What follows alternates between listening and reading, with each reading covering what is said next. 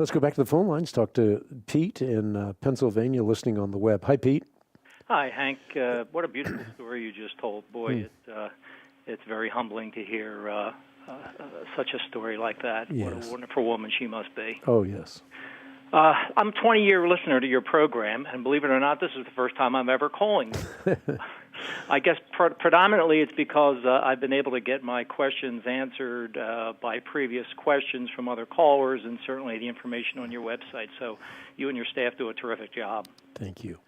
My question today, I had a thought back to the Sanhedrin, the Pharisees and Sadducees back in Jesus' day.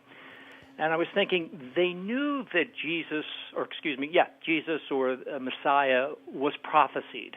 They knew a Messiah was coming. But the question I have is, and I realize you may be able to answer this with biblical verse, or you may be able to answer it through a theological deduction. Did they know that the Messiah was actually going to be God incarnate as opposed to just an ordinary human sent by God? Well, yes. I mean, if you think about this, there is a whole prologue. That prologue is the Old Testament. And in the Old Testament, we have so much information about Jesus Christ, his ancestry, his birthplace, the manner by which he would die, the relative date parameters of his visit, the fact that he would be one who would do extraordinary miracles, that he would not be a parochial Jewish Messiah.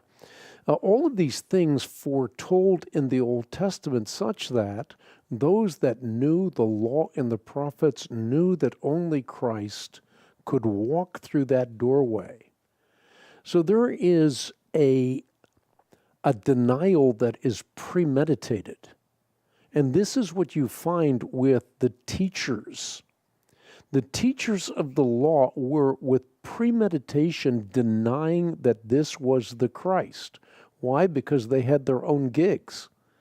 They had temple, priest, and sacrifice, but now the ultimate sacrificial lamb has come, and this would render all their position and their pomp and their prosperity null and void.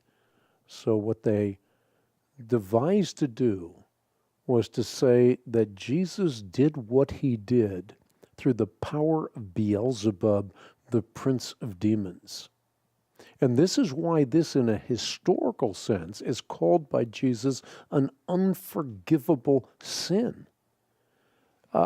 So we find people in that same condition today. We have the light of creation. We have the light of conscience, God's knowledge written upon the tablet of our consciousness. And if we respond to that light, we can have the light of Christ.